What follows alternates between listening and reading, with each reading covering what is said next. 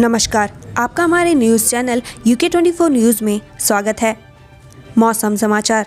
उत्तराखंड में आज बारिश और बर्फबारी की संभावना, जानिए मौसम का ताज़ा हाल। मौसम विज्ञान केंद्र देहरादून के पूर्वानुमान के मुताबिक आज प्रदेश के उत्तरकाशी, चमोली, पिथौरागढ़ जनपदों में कहीं कहीं विशेषकर ऊंचाई वाले स्थानों में हल्की बारिश और बर्फबारी होने की संभावना है। इसके अलावा शेष जनपदों में मौसम शुष्क रहेगा। 3000 मीटर व उससे अधिक ऊंचाई वाले स्थानों में बर्फबारी होने की संभावना है। अब बात करते हैं डीजल पेट्रोल के दामों की। देहरादून में आज यह है पेट्रोल डीजल के दाम, जाने अपने शहर के रेट। देहरादून की बात करें तो आज पेट्रोल के दाम है 94 रुपये। डीजल की बात करें तो आज डीजल के दाम है 86 रुपये 76 पैसे। हरिद्वार की बात करें तो आज पेट्रोल के दाम है 93 रुपये 22 पैसे, वहीं डीजल के दाम है 86 रुपये 52 पैसे। रुद्रपुर की बात करें तो आज पेट्रोल के दाम है 93 रुपये 45 पैसे, वहीं डीजल के दाम है 86 रुपये 80 पैसे। हल्द्वानी की बात करें तो आज पेट्रोल के दाम है 93 रुपये 27 पैसे, वहीं डीजल के दाम है 86 रुपये 60 पैसे। नए साल से पहले कुदरत का तोहफा, ताज़ा हिमपात देख गढ़वाली गीतों पर झूमे पर्यटक। नए साल पर बर्फबारी की उम्मीद लिए उत्तराखंड आए पर्यटकों की कुदरत ने सुन ली है। रविवार को नए साल से पहले उत्तराखंड के कई हिल स्टेशन पर सीजन की पहली बर्फबारी हुई। उत्तराखंड में ताज़ा हिमपात देख पर्यटकों के चेहरे खिल उठे। अंतर्राष्ट्रीय बैडमिंटन खिलाड़ी लक्ष्य सेन को सीएम धामी ने किया सम्मानित, 15 लाख रुपए का चेक भी दिया। उत्तराखंड का नाम देश और विदेश में रोशन करने वाले अंतर्राष्ट्रीय बैडमिंटन खिलाड़ी लक्ष्य सेन को मुख्यमंत्री पुष्कर सिंह धामी ने सम्मानित किया। लक्ष्य सेन ने हाल में ही BWF विश्व चैंपियनशिप में कांस्य पदक जीता था। लक्ष्य सेन अल्मोड़ा जिले के रहने वाले हैं। रुड़की में सैन्य सम्मेलन में यूपी से बुलाई गई भीड़, युवकों ने रास्ते में खूब मचाया उत्पात। रुड़की में पुलिस की मौजूदगी में सड़क सुरक्षा नियमों की धज्जियां उड़ाई गई। सैनिक समाज के सम्मेलन में यूपी से पहुंचे युवकों ने रास्ते भर जमकर उत्पात मचाया। वहीं इस दौरान पुलिस मूक दर्शक बनी रही। मसूरी लंडौर छावनी मेले का हुआ समापन, पर्यटकों ने खूब चखे पहाड़ी व्यंजन। मसूरी लंडौर छावनी मेले का हुआ समापन हो गया है। ऐसे आयोजनों से छावनी प्रशासन का प्रयास है कि प्रदेश के पहाड़ी क्षेत्रों के उत्पाद और संस्कृति को बढ़ावा देकर उसका प्रचार प्रसार किया जाए।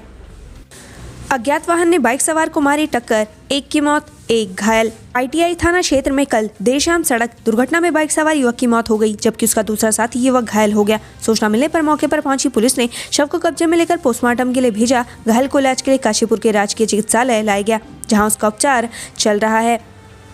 हरियाणा के पर्यटक ने स्थानीय युवक को मारा थप्पड़, 150 लोगों ने कोतवाली का किया घेराव। नैनीताल के हल्द्वानी के गांधीनगर के 150 लोगों ने रविवार को अचानक हल्द्वानी कोतवाली का घेराव कर डाला। विवाद हरियाणा के पर्यटक द्वारा स्थानीय शख्स को थप्पड़ मारने का था। इसके बाद पुलिस ने हरियाणा के शख्स को समझा बुझाकर छोड़ दिया, लेकिन दूसरा पक्ष इससे इतना नाराज हुआ कि कोतवाली में भारी भीड़ के साथ आधमका। STF ने कुख्यात महिपाल की पत्नी को किया गिरफ्तार, न्यायिक हिरासत में भेजा जेल।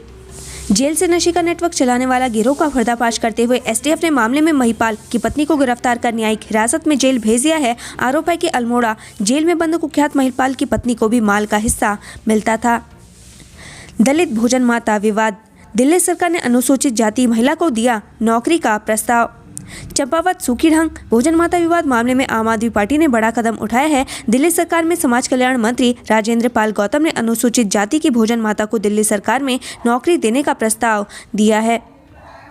नशा करने से परिजनों ने रोका तो युवक नदी में कूदा, चोटिल होने से मौत।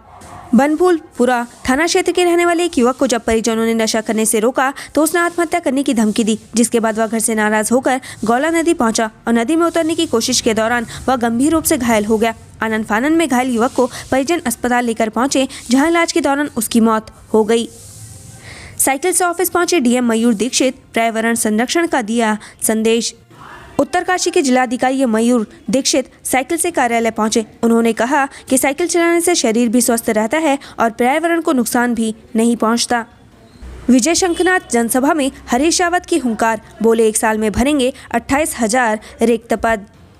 देहरादून में हुई कांग्रेस के विजय शंखनाथ जनसभा में पूर्व मुख्यमंत्री हरीश रावत ने भाजपा सरकार पर जमकर निशाना साधा। उन्होंने केंद्र और राज्य सरकार को रोजगार, महंगाई सहित कई मुद्दों पर घेरा। साथ ही कहा कि कांग्रेस की सरकार आएगी तो 1 साल में 28,000 पद भरे जाएंगे। बद्रीनाथ हाईवे पर नालियों का कार्य अधूरा, दुर्घटना का शिकार हो रहे वाहन चालक। रुद्रप्रयाग के निकट रतौली में बद्रीनाथ हाईवे पर नालियों के निर्माण न होने से दुर्घटनाएं हो रही हैं। देहरादून की एक कार नाली न बनने के कारण हादसे का शिकार हो गई। कार में बैठे लोगों को हल्की चोटें आई है। रुद्रप्रयाग में अज्ञात बीमारी से मवेशियों की मौत, ग्रामीणों का पशुपालन विभाग के खिलाफ आक्रोश। रुद्रप्रयाग में अज्ञात बीमारी से 1 दर्जन मवेशियों की मौत हो गई। कई मवेशी बीमारी की चपेट में आने से बीमार पड़े हैं। ग्रामीणों का कहना है कि पशुपालन विभाग सूचना देने के बाद भी कोई कदम नहीं उठा रहा। योजना, छात्रों के खाते में जल्द आएंगे 12,000 रुपए। निःशुल्क टैबलेट योजना के तहत सरकारी स्कूलों के 1.59 लाख छात्र छात्राओं को जल्दी डीबीटी के जरिए 12,000 रुपए मिलने जा रहे हैं। कक्षा 10 और 12वीं के छात्रों को इस योजना से टैबलेट खरीदने के लिए पैसे दिया जाना है। शिक्षा विभाग ने इस योजना के दायरे में आ रहे छात्रों के बैंक खातों का करीब रिकॉर्ड तैयार कर लिया है। 1 सप्ताह में आएगा LT का रिजल्ट। उत्तराखंड अधीनस्थ सेवा चयन आयोग ने LT भर्ती परीक्षा का परिणाम 1 सप्ताह के भीतर जारी करने का आश्वासन दिया है। उत्तराखंड में 10 लाख किशोरों को लगेगा कोवैक्सीन का टीका। उत्तराखंड में 10 लाख किशोरों को कोरोना का टीका लगाया जाएगा। प्रधानमंत्री मोदी के 3 जनवरी से टीकाकरण के ऐलान के बाद स्वास्थ्य विभाग की ओर से प्रदेश में तैयारियां शुरू कर दी गई हैं। राज्य प्रतिरक्षण अधिकारी डॉक्टर कुलदीप मर्तोलिया ने बताया कि प्रदेश में 15 से 17 साल की उम्र के 8 से 10 लाख के किशोर हैं। सभी जिलों को कह दिया गया है कि वह अपने जिलों में तैयारी करें और डाटा तैयार कर भेजे। दून में नाबालिग को बंधक बना दुष्कर्म, मुकदमा दर्ज। बसंत विहार थाना क्षेत्र में एक नाबालिग को बंधक बनाकर दुष्कर्म का मामला सामने आया है। आरोप है कि 14 वर्षीय किशोरी को किराएदार ने अपने दोस्त के साथ मिलकर कमरे में बंधक बनाया और दोनों ने उसके साथ दुष्कर्म किया।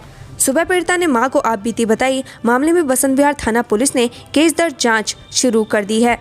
दिल्ली देहरादून एक्सप्रेस वे पर रात में होंगे बड़े निर्माण कार्य।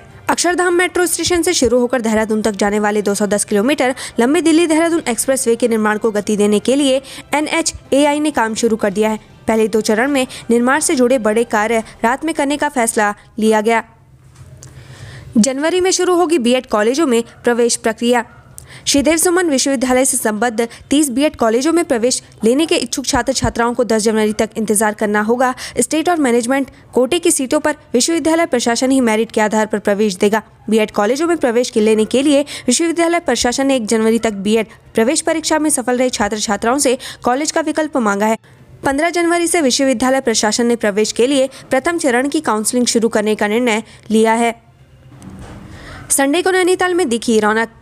क्रिसमस और सप्ताह के अंत में रविवार को भी नैनीताल में सैलानियों का जमावड़ा लगा रहा। सैलानियों की आमद बढ़ने से पर्यटन कारोबारियों ने अच्छा कारोबार किया। वहीं नैनीताल व आसपास के पर्यटन स्थलों में सैलानी मस्ती करते नजर आए। उत्तरकाशी में यूटिलिटी खाई में गिरने से 3 लोगों की मौत।